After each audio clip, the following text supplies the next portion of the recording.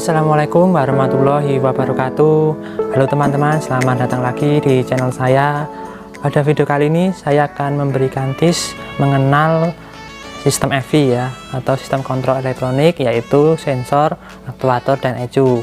Ini saya contohkan pada mobil Avanza tahun 2008 ini dengan kode mesin K3VE. Untuk yang tahun pertama itu 2004, kode mesinnya K3DE itu ya hampir sama ya teman-teman. Kalau yang ini, yang K3VE ini sudah VVTi. Kalau yang K3DE ini belum ya teman-teman. Oke, nanti saya jelaskan letak sensor, kemudian letak aktuator, dan letak ECU-nya beserta fungsinya. Oke, kita buka dulu kapnya ya teman-teman.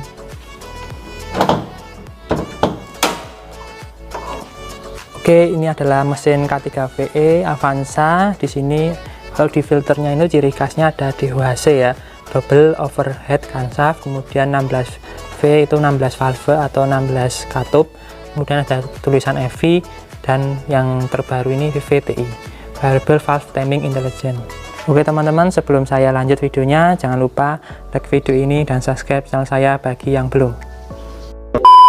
Oke teman-teman, untuk yang pertama saya bahas adalah sensor dulu ya teman-teman. Sensor adalah komponen yang berfungsi untuk menangkap data tertentu seperti tekanan udara masuk, kemudian suhu udara masuk, dan lain-lain pada mesin, dan mengubah menjadi sinyal agar dapat dikomunikasikan ke ECU atau Electronic Control Unit, agar nanti ECU dapat menentukan takaran bahan bakar yang sesuai agar tercipta pembakaran yang ideal mungkin. Oke, yang pertama adalah sensor MAP atau Manifold Absolute Pressure. Sensor ini terletak di sini ya teman-teman. Ini MAF ini berfungsi untuk membaca tekanan atau kevakuman. Semakin tinggi tekanan udara di intake manifold atau kevakuman rendah, maka ECU akan mendapatkan informasi bahwa mesin memerlukan bahan bakar yang lebih.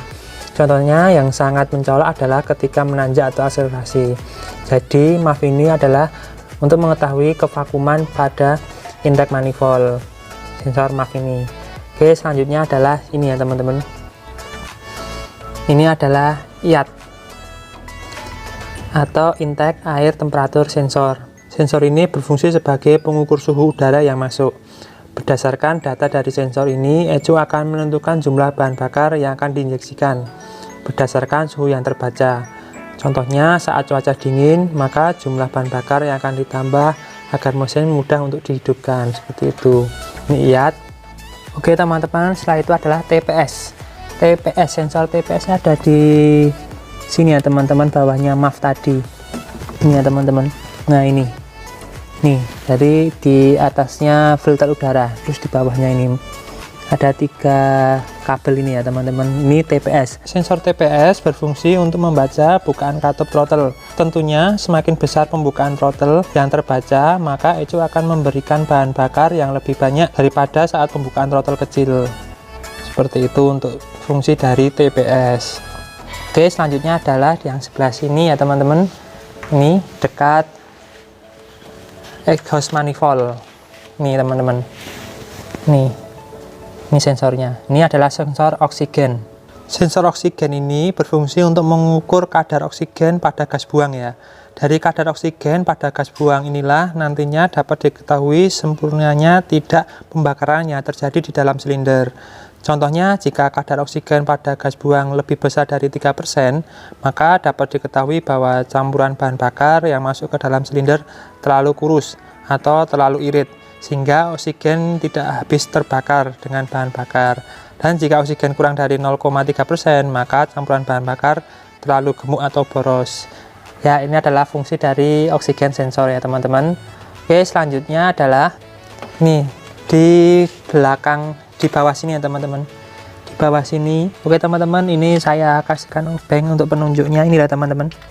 Ini ya teman-teman, ini ada soket ya. Ini adalah sensor CKP atau crankshaft posisi sensor. Ini ya teman-teman, ini dekat dengan puli ya, puli depan letaknya. Sensor ini berfungsi untuk mendeteksi posisi poros engkol yang nantinya dapat diperoleh data kecepatan putaran mesin atau RPM pada posisi tema pada silinder 1 ya teman-teman.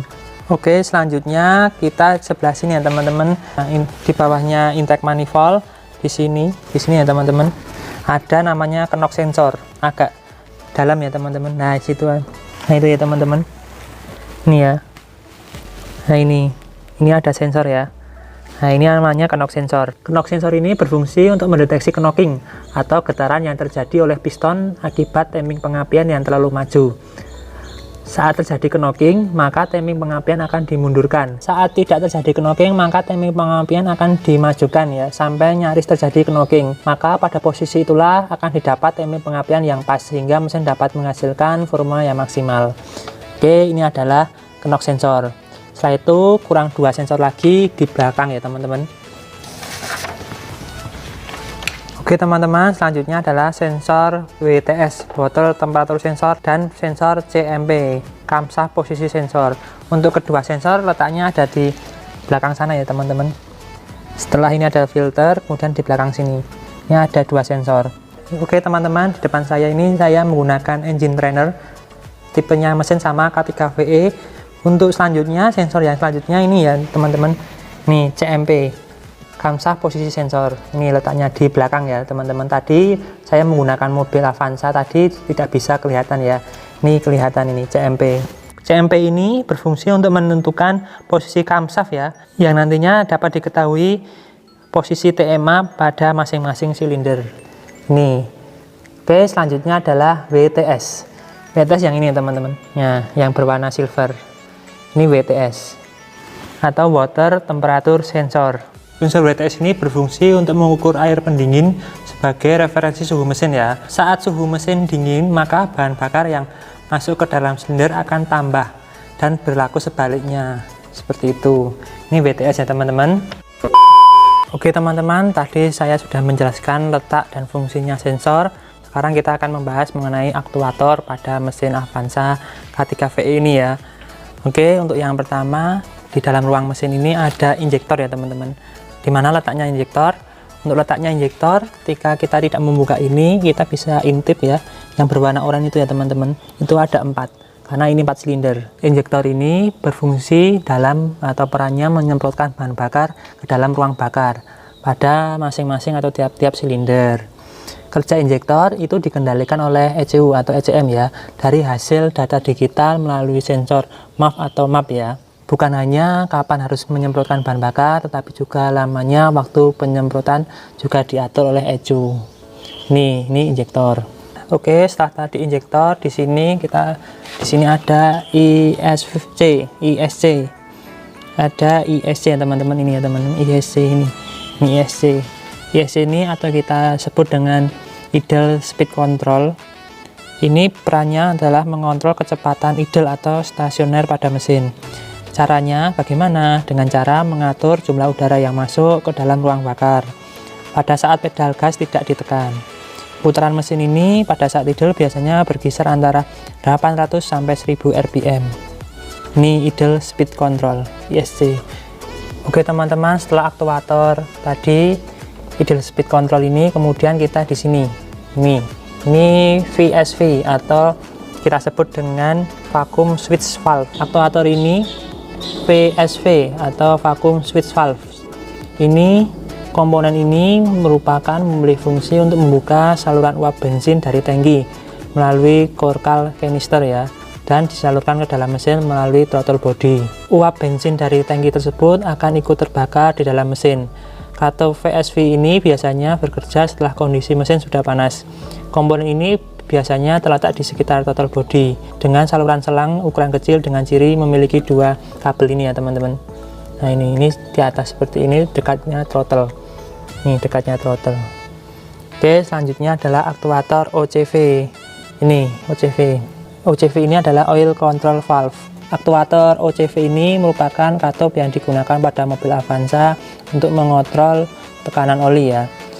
Ini salah satu aktuator yang sangat penting karena tekanan oli sangat riskan untuk kondisi sebuah mesin. Mesin dalam tekanan oli yang kurang akan akibatnya overheating atau kelebihan panas. Sedangkan oli dengan tekanan lebih akan merusak komponen mesin seperti seal atau lain sebagainya. Oke teman-teman, ini adalah OCV. Selanjutnya adalah electric cooling fan control. Ini ya teman-teman. Nah ini di sini ada aktuator untuk kipas, mengontrol kecepatan kipas. Ini berfungsi untuk menghidupkan kipas listrik pendingin jika temperatur mesin mencapai 90 derajat Celcius. Selain itu juga sistem ini akan bekerja ketika sensor temperatur air pendingin rusak. Oke teman-teman, selanjutnya untuk aktuator selanjutnya di sini ada aktuator untuk mematikan AC secara otomatis ya. Nah, di sini di magnetic clutch ini nanti akan mati sendiri ketika suhu mesin melebihi 107 derajat Celcius, maka AC mobil atau kompresor pada AC akan mati. Selain itu, pada katup throttle dibuka lebih dari ketentuan dari kecepatan kendaraan, maka AC akan otomatis dimatikan. Mematikannya ini pada kompresor AC ya, pada magnetic clutch-nya ini. Oke teman-teman, untuk aktuator selanjutnya adalah ESA atau Electronic Spark Avenger, atau kita sebut dengan koil pengapian. Letaknya ada di bawahnya filter udara ya. Ini ya teman-teman. Nah ini teman-teman. Ini ada 4 karena 4 silinder ya. 1, 2, 3, 4. Aktuator ESA ini berfungsi untuk mengontrol waktu pengapian, dimajukan atau dimundurkan berdasarkan inputan dari sensor-sensornya. Biasanya untuk ESA ini pada sistem EV-nya Avanza sudah menggunakan sistem DLI atau distributor less ignition. Oke teman-teman, di sini saya sudah ada di kabin aktuator selanjutnya pada sistem EV. Oke, kita on-kan dulu. Nah ini teman-teman, ini. Nah ini kelihatan teman-teman, ini adalah MIL atau check engine ya, engine lamp ya, lampu check engine.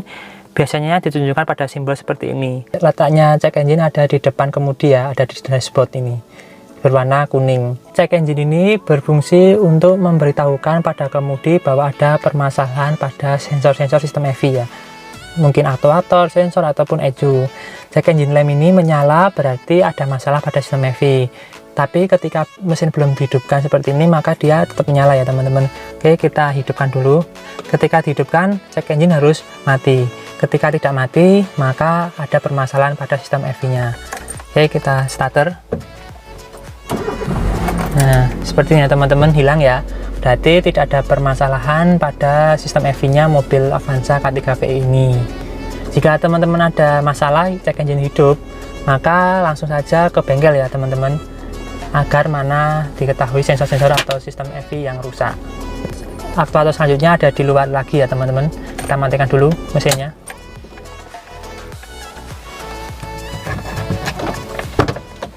Oke teman-teman, aktuator selanjutnya adalah kontrol fuel pump.